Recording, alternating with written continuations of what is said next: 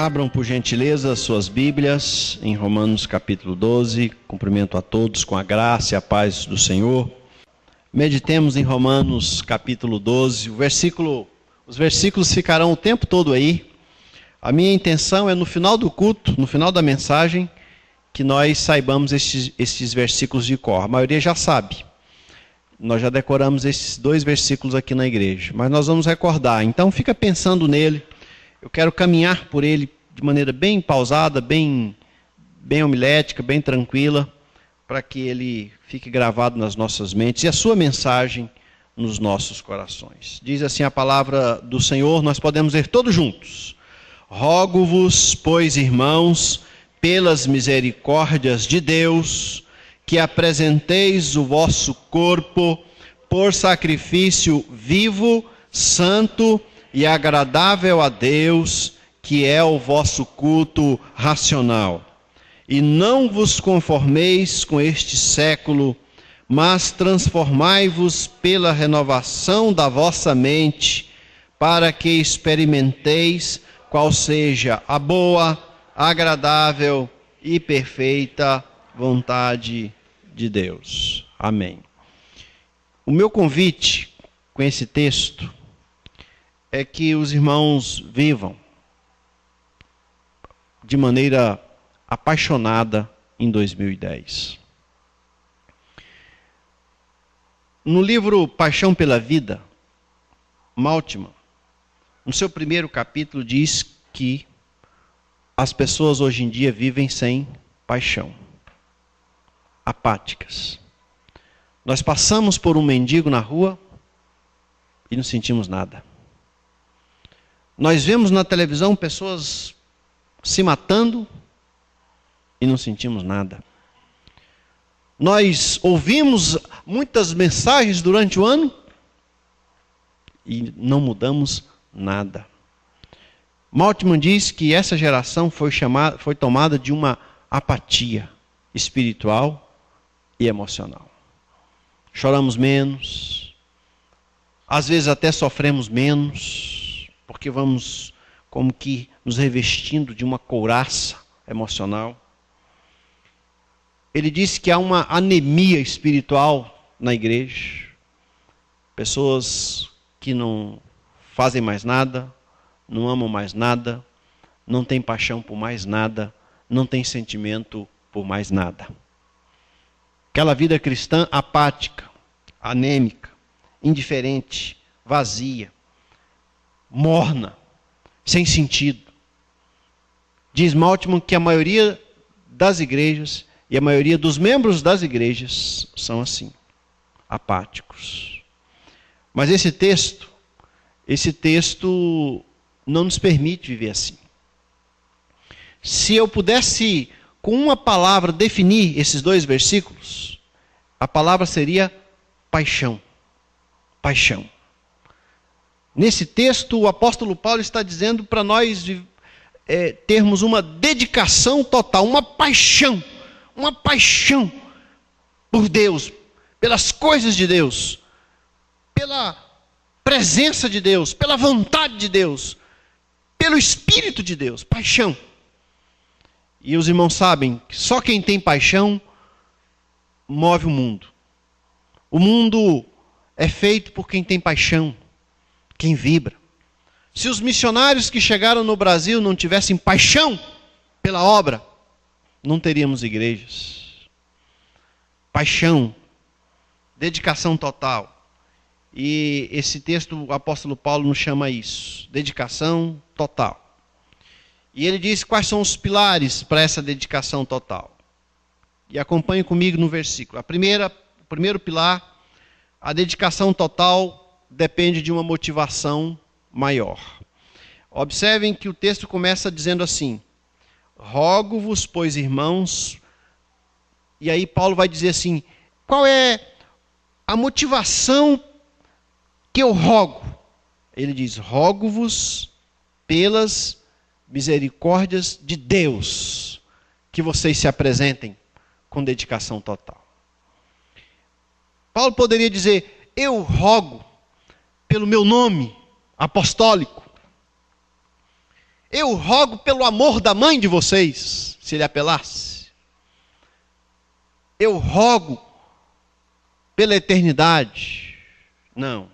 Ele diz assim: eu incentivo que vocês se dediquem, que vocês se consagrem, que vocês vivam com paixão por causa das misericórdias de Deus. Rogo-vos, pois, irmãos, pelas misericórdias de Deus.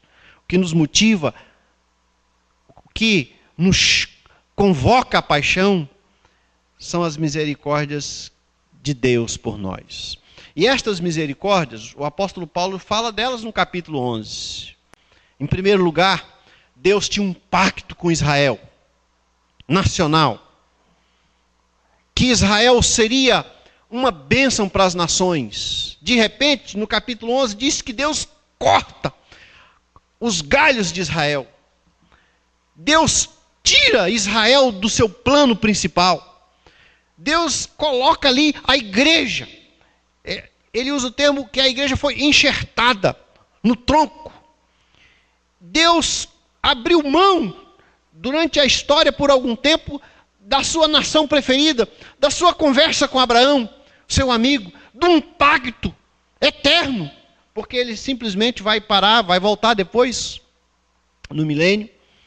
Ele diz: eu abro mão por causa de vocês. E aí no capítulo 11, versículo 30, ele diz assim: porque assim como vós também outrora fostes desobedientes a Deus, mas agora alcançastes misericórdia à vista da desobediência deles, os judeus, assim também estes agora foram desobedientes, para que igualmente eles alcancem misericórdia à vista da que vos foi concedida, porque Deus a todos encerrou na desobediência, a fim de usar de misericórdia para com todos. As misericórdias do Senhor. E aí no capítulo 12 ele diz: rogo-vos, pois, irmãos, por essas misericórdias do capítulo 11, pelas misericórdias de Deus que vos alcançou. Porque você tem que se dedicar totalmente, porque Deus se dedicou totalmente. As misericórdias dele alcançaram você. As misericórdias dele fizeram Jesus morrer na cruz. As misericórdias dele fizeram virar as costas para Israel. As misericórdias dele se renovaram na cruz do Calvário. Deus veio até nós. Ele andou no nosso meio. Ele esteve aqui. Ele viveu aqui. Ele morreu na cruz por nós. E Paulo diz: rogo por essas misericórdias que vocês vivam apaixonadamente. Dedicação total por causa das misericórdias. Essa é a motivação, não tem outra. E não precisa de outra. Paulo não diz que nós devemos nos consagrar para receber qualquer outra bênção. Nós não devemos nos consagrar para que Deus nos aceite mais. Nós devemos nos consagrar intensamente, diz Paulo, porque as misericórdias do Senhor nos alcançaram. Nós não nos consagramos por nada menor do que as misericórdias do Senhor. Essa é a motivação. Por que que em 2010 você deve e pode se consagrar intensamente ao Senhor? Qual a motivação maior? As misericórdias do Senhor demonstradas na cruz do Calvário. Segundo lugar, o segundo pilar para essa dedicação total, para essa consagração maior, é que ela começa com um sacrifício maior. O versículo diz: que apresenteis os vossos corpos em sacrifício, o quê? O que está escrito aí? Vivo, santo e agradável a Deus. Certamente, o apóstolo Paulo, que é judeu, conquanto também romano, ele está fazendo os crentes de Roma conhecerem o sacrifício do Velho Testamento. Um animal era morto em lugar do homem penitente e pecador. Todo ano, os judeus deveriam subir a Jerusalém. E pelo menos um dia no ano, especialmente em abril, eles deveriam ir para o grande dia da expiação. E ali, um animal deveria morrer no seu lugar. E o apóstolo Paulo diz então que o que distingue nós, a igreja, do judeu, do povo de Israel, é a qualidade do nosso sacrifício. Primeira qualidade, esse sacrifício, diz Paulo, ele é um sacrifício vivo. Diferente do animal que morre. É um sacrifício do nosso corpo. É um sacrifício das nossas emoções, da nossa alma. É um sacrifício que exige um comprometimento da nossa força física, do nosso trabalho, do nosso serviço. Nesse sentido, queridos irmãos e amigos, eu digo que a espiritualidade viva, o sacrifício vivo, exige força. Eu pergunto aos irmãos, se orar é um exercício fácil? Não é fácil. Não. É prazeroso orar. Quando nós estamos ali em oração, na presença de Deus, parece que nós estamos experimentando das delícias perpétuas do céu. Mas orar não é um sacrifício fácil, meus irmãos. Ter que abdicar dos cuidados do mundo, da televisão, da internet, do celular, do telefone, dos prazeres, abdicar do sono, acordar mais cedo, dormir mais tarde, entrar num quarto secreto, e aí desconectar-se de todas as coisas do mundo, pensar em Deus, pensar nas coisas lá do alto, entrar num outro nível espiritual, e se imaginar como de fato é no Santo dos Santos, falar com Deus, pensar em Deus, conversar com Ele a respeito de nós, confessar os pecados a Ele, abrir mão dos nossos prazeres diante dEle, e depois interceder pelos outros, colocar diante dEle outros nomes, interceder pelos nossos, pelos de fora, pelos de longe, pelos missionários, pelo do mundo inteiro. Depois a gratidão e o louvor, a rendição, até terminar a oração com aquele mesmo Espírito do Senhor Jesus, dizer assim, seja feita a tua vontade, nos levantarmos dali com alegria. Eu pergunto aos irmãos que fazem isso, é um exercício fácil, meus irmãos? Não, porque nós sabemos que o inimigo das nossas almas, ele faz todo o possível para nos tirar da oração. Ele arruma um compromisso, ele põe na sua mente que você trabalha demais, que você está cansado demais, que você é diferente dos outros. Ele põe na sua mente que você está bem, que você não precisa orar. Ele coloca na sua mente que a sua família está bem encaminhado, não precisa da oração. Ele coloca na sua mente que orar não é um exercício espiritual tão fundamental quanto a Bíblia diz. E aí, orando menos, ele é vencedor sobre as nossas vidas. Ler a Bíblia não é um exercício fácil, meus irmãos. A Bíblia não é um livro fácil de ser lido, não. Quantos começam e não terminam? Ler a Bíblia devocionalmente, diariamente, constantemente, não é um exercício fácil. Frequentar uma igreja, ser membro de uma igreja, fazer parte de um ministério da igreja, trabalhar na igreja não é fácil. Estava conversando com a esposa de um pastor de uma igreja, líder do trabalho de criança, ela falou, pastor, a coisa mais difícil hoje em dia é arrumar um professor de criança. Ninguém quer. Ninguém quer pagar o preço de durante a semana se preparar, de se dedicar, de procurar os estudos, de chegar numa classe. Diz ela, as pessoas querem ser servidas na igreja. Pessoas querem ser servidas. O culto é um show. Os irmãos entram como se num teatro, num auditório. E aí os cantores, os pastores, os professores vão apresentar e os irmãos vão para casa dizendo gostei, não gostei, como se fosse um show, um teatro. Não é isso que o Paulo fala. O Paulo diz o sacrifício é vivo. Exige suor, cansaço, trabalho, compromisso, dedicação. Tem que abdicar de situações, até às vezes do lazer, até às vezes do próprio sono. Tem que se abdicar. Por isso Paulo diz, o nosso sacrifício é vivo. Sacrifício vivo.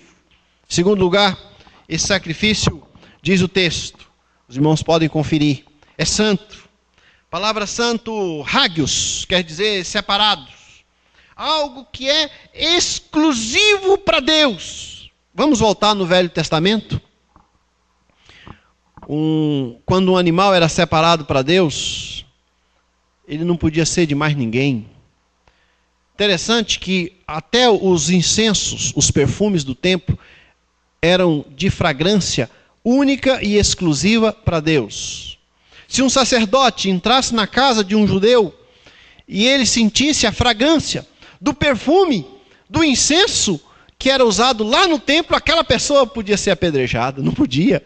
Aquele perfume era só para Deus. O sacerdote devia ser só de Deus. Só para Deus. E Pedro, em 1 Pedro 2,9, ele diz que vós sois propriedade exclusiva de Deus. Esse é um culto exclusivo. Deus exige exclusividade. Nós não podemos ser de Deus e do mundo. Nós não podemos levantar as nossas mãos para Deus e também para o homem. Nosso dinheiro tem que ser só de Deus. O apóstolo Paulo está dizendo que nós somos instrumentos de Deus. Interessante? Se os irmãos voltarem até Romanos 6, voltem aí algumas páginas, por gentileza. 6,13, o apóstolo Paulo diz assim, o mesmo apóstolo. Aliás, o 12, 6, 12 e 13. Não reine, portanto, o pecado em vosso corpo mortal, de maneira que obedeçais às suas paixões. Nem ofereçais cada um os membros do seu corpo ao pecado, como instrumentos de iniquidade, mas oferecei-vos a Deus como ressurretos dentre os mortos, e os vossos membros a Deus como instrumentos de justiça. O que o Paulo está dizendo aqui? Que o nosso corpo não pode ser instrumento do pecado e instrumento de Deus ao mesmo tempo. Não ofereçais os vossos corpos, vossos membros, como instrumentos do pecado. Sacrifício santo é santificar os nossos olhos, né? Santifica os olhos. Diante da TV, do computador, olhos santificados são olhos que não podem andar por qualquer caminho. Santifica os seus passos. É melhor você ter menos geografia para contar, menos história para contar, do que entrar com as duas pernas no inferno, Jesus falou. É melhor entrar no céu com um só pé. É melhor entrar no céu como um saci pererê, do que entrar no inferno andando. É melhor entrar no céu com um só braço, do que no inferno com os dois.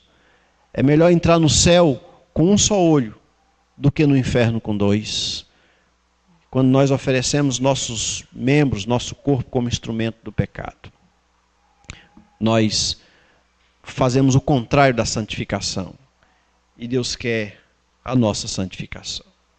Terceiro lugar, esse sacrifício que diz o versículo ali. Os irmãos hoje são os pregadores. O sacrifício é o quê? Que está escrito lá: vivo, santo e agradável. Que nos leva a pensar, meus irmãos, que no culto, nós é que temos que agradar a Deus e não que o culto tem que nos agradar. Preste atenção nisso que eu estou falando. Por quê? Porque, às vezes, eu já ouvi isso. Eu fui num culto em determinada igreja, mas não gostei. Não gostei. Aquela igreja eu não vou porque eu não gosto do culto. Não gosto. Não é o que eu gostei. E eu fico pensando, meus irmãos, que aqui diz assim, que quem tem que gostar do culto, quem é? É Deus. Eu não tenho que gostar. Quando eu saio do culto, eu tenho que perguntar ao meu irmão: escuta, Deus gostou do seu culto? Você prestou um culto a Deus? Deus se agradou da sua pessoa, da sua presença? Deus gostou do seu louvor? Deus ouviu a sua música? Deus reconheceu o timbre da sua voz? Deus reconhece as suas mãos quando se levantam? Deus te viu? Deus viu o seu culto? Deus viu o seu sacrifício? Deus aceitou a sua oferta? Deus te reconheceu? Deus gostou? Essa é a pergunta. Quando você vai embora, não é se eu gostei ou não gostei. Você não veio para gostar. A pergunta é se Deus gostou de você. Se você vai embora, quando coloca a cabeça no travesseiro, hoje à noite, você diz assim: hoje eu prestei um culto agradável a Deus. Eu falei com Deus.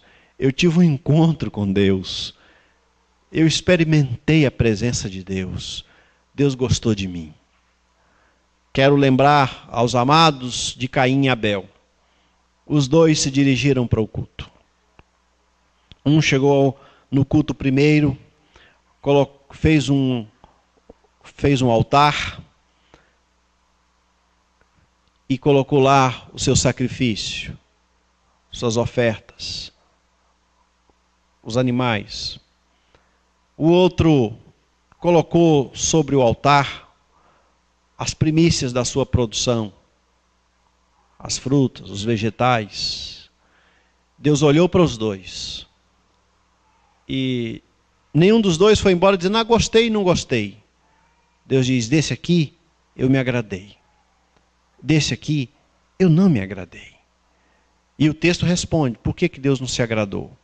Quando Caim vem conversar com Deus, porque Deus não se agradara do seu culto, Deus diz: se procederes bem, é certo que serás aceito. Aí está a raiz: se procederes bem, é certo que serás aceito. Talvez Deus esteja dizendo assim para nós: se nós procedermos bem, se durante a semana também for um culto, porque o culto começa na segunda-feira, é culto levantar de manhã, olhar para o sol e dizer: esse é o dia que o Senhor fez, regozijemo-nos e alegremos-nos nele. É culto. É culto quando o sol nasce de manhã no nosso quarto, nós falarmos: as misericórdias do Senhor se renovaram, porque as misericórdias do Senhor se renovam a cada manhã. É culto quando for tomar o café da manhã, agradecer a Deus pelo pão, como Jesus fez. Como o apóstolo Paulo fez, mesmo na maior tempestade do barco, em Atos capítulo 27. Mesmo ele nem precisando orar por causa de tanta luta, ele orou pelo alimento. É culto agradecer pelo trabalho, pela força, pela saúde, pela família. É culto andar com Deus. É culto passar o dia. É culto colocar a cabeça no travesseiro. É culto ler a Bíblia. Se procederes bem, é certo que serás aceito. E aqui na igreja então é o amém. Quando chega na igreja, é simplesmente o amém do culto que já terminou. O culto não começou às 19 horas. O culto da semana está terminando hoje, porque amanhã de manhã o culto começou de novo. O sacrifício vivo. A dedicação total começa com um sacrifício maior. Terceiro pilar dessa dedicação total é que ela enfrenta uma ameaça maior. Continue comigo no texto. Rogo-vos, pois, irmãos, pelas misericórdias de Deus, que apresenteis o vosso corpo por sacrifício vivo, santo e agradável a Deus, que é o vosso culto racional. E observem aqui a ameaça maior. E não vos conformeis com este século. Não vos conformeis com este mundo. A nossa dedicação total, queridos irmãos e amigos, ela enfrenta a resistência do mundo. O nosso inimigo do lado de dentro, nosso velho homem, quer abrir as portas da nossa vida para o inimigo do lado de fora, o mundo. O nosso velho homem gosta do mundo, meus irmãos. Tenho certeza disso. O velho homem que habita dentro de cada um de nós, o velho Adão, a velha natureza, gosta do mundo. O velho homem gosta dos prazeres do mundo, dos cuidados do mundo, do calor do mundo, do que o mundo mostra, do que o mundo apresenta. E nós vivemos num mundo onde toda a sua cultura, todo o seu sistema é contra Deus. É um mundo onde a cultura não fala de Deus. Os irmãos podem observar, por exemplo, foi assim naquele Eco 92, e foi assim agora, Copenhague. Ninguém fala de Deus quando fala do mundo, né? Falam do mundo, nenhuma pessoa nessa conferência falou que Deus criou o mundo. O mundo é uma natureza para eles, não a criação. Os valores do mundo nos confrontam. Lá fora, ninguém ama tanto o casamento como aqui dentro. Nem há mais casamento. Nas novelas, na literatura, na boca dos professores secundaristas e universitários. Ninguém tem esse amor pela família mais. Os valores financeiros do mundo são outros. O mundo, especialmente Brasília, eu tenho falado isso aqui, essa cidade adora mamon, adora o ouro, a prata. A cultura daqui é que os seus filhos, os meus filhos, têm que ganhar muito dinheiro. Tem que passar em concurso, tem que ganhar dinheiro. Todo mundo aqui só pensa em dinheiro. Muito dinheiro, não se contentam. É uma cidade onde as pessoas não se contentam. E esse espírito entrou aqui, nessa igreja. Ele entra. Por isso é preciso uma resistência. A consagração total, quando eu deito no altar para morrer, eu estou ordenando a minha mente que reaja, que dê sinais de resistência, que se contraponha a esse mundo que me seduz. Porque ele me seduz. O homem aqui de dentro quer abrir as portas para o inimigo de fora entrar. E por isso, Paulo diz, não vos conformeis com este mundo. Interessante que aqui a palavra nos dá a ideia de tomar a forma. Não tome a forma, ou a forma. Como, por exemplo, quando se faz um boneco em série, você coloca o barro ali e ele fica com aquela mesma cara. Paulo está dizendo, não fiquem com a mesma cara das pessoas dessa cidade. Não pensem da mesma forma, não tenham a mesma mentalidade, pensem diferente, reajam. Sejam crentes maduros, reajam. Não tomem o mesmo segmento, a mesma forma de agir, o mesmo procedimento. Não tenham a mesma matemática desse mundo. Nós estamos no mundo, mas nós não somos do mundo. Nós vivemos aqui como peregrinos e forasteiros, a nossa cidadania é outra. E eu quero rapidamente citar 5 pontos, vou apenas ler, que Russell Shedd, naquele livro A Carne, o Mundo e o Diabo, fala para nós vencermos o mundo. Primeiro, não seguirmos a multidão para fazermos o mal. Ele cita lá Êxodo 23:3, quando todo mundo seguiu o Arão para fazer o bezerro de ouro. A democracia não é bíblica. Quando a gente fala em democracia, não foi Deus quem criou a democracia. Na maioria das vezes, onde houve democracia na Bíblia, houve pecado. Aqui em Êxodo, todo mundo, vamos fazer o bezerro de ouro. Quando Jesus está lá para ser julgado, mata, todo mundo disse para matar, democracia. A democracia não é necessariamente de Deus. Às vezes, vale a pena ficarmos sozinhos. Porque o que é nascido de Deus vence o mundo. 1 João 5,4. Devemos nos esconder atrás da cruz de Cristo. Alguém disse certa vez, eu marquei um encontro com o mundo. Sabe onde? Atrás da cruz de Cristo. Eu marquei um encontro com o mundo. Atrás da cruz de Cristo. Lá sim, eu posso me encontrar com o mundo, porque eu venço o mundo. Em Gálatas 6,14, o apóstolo Paulo diz que eu fui crucificado para o mundo e o mundo foi crucificado para mim. Devemos evitar imitar o mundo. Os heróis do mundo não são os nossos heróis, meus irmãos. Hoje à tarde, eu liguei a TV um pouquinho, estava passando o filme lá, Os Dois Filhos de Francisco, Zezé de Camargo e o Luciano, como é que eles venceram? Eles não são meus heróis. Eles não são heróis dos meus filhos. Eles não são heróis da minha fé.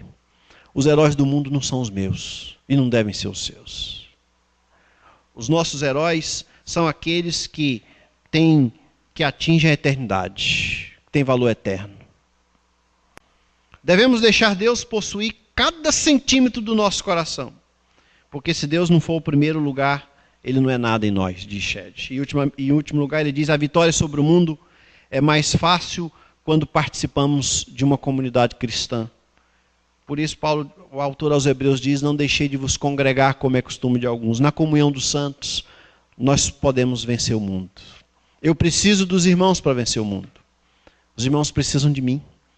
Nós precisamos da exortação, da oração, da intercessão. Quando o irmão diz, meu irmão, isso que você está entrando é pecado, sai disso. É o valor da congregação. Em quarto e último lugar, vou terminar o meu sermão dizendo que essa dedicação total conduz a uma descoberta maior. Olha como termina o texto. Diz assim, e não vos conformeis com este século, mas transformai-vos pela renovação da vossa mente, para que experimenteis qual seja, leiam comigo, a boa, agradável e perfeita vontade de Deus. Interessante, meus irmãos e amigos, que o versículo começa dizendo para eu fazer a vontade de Deus. E no final vai dizer que a vontade de Deus para mim, ela é boa, perfeita e agradável. Deus não fica devendo nada a ninguém. Se eu dou alguma coisa para Deus, Ele me dá muito mais. Lucas 6,38, dai e dar-se-vos-á. Boa medida, recalcada, sacudida, generosamente se vos darão. Deus não fica devendo nada a ninguém. Li e acreditei nas palavras de um presbiteriano chamado Jacó, que diz assim, quando fala de dízimo. Alguém perguntou para ele, pastor, e se eu der mais dízimo do que o que de fato eu devo dar, enganado? Ele diz assim, no seu livrinho sobre fidelidade, se você der menos dízimo do que o que você deve, Deus vai tomar de você o resto. Não tenha dúvida disso. O gafanhoto devorador vem e toma. Os que não são dizimistas perdem o seu dinheiro com tanta facilidade. Mas se você der mais, diz o Jacó, Deus retribui. Porque Deus nunca vai ficar devendo nada a ninguém. Deus não fica devendo nada a ninguém. Se alguém se deitar no altar de Deus, vai experimentar a vontade de Deus que é boa, perfeita e agradável. Se alguém orar, Efésios 3:20 diz que Ele é poderoso para fazer infinitamente mais do que tudo que pedimos ou pensamos. Se alguém se levantar de madrugada para orar, para fazer um sacrifício vivo, Deus não vai ficar devendo nada a essa pessoa. Deus não fica devendo nada a ninguém. A nossa vontade é imperfeita, mas se nós buscarmos a dele, nós vamos experimentar uma vontade boa, perfeita e agradável. Ela é boa. Ela é melhor do que a sua vontade. Ela é boa, boa, boa. Eu não me esqueço de falar isso em relação a casamento. Que eu, no seminário, namorava uma moça que eu dizia, essa aí é a princesa que Deus escolheu para mim. E eu queria casar-me com ela. E ela não quis casar comigo. Eu perdi 7 quilos em 3 meses.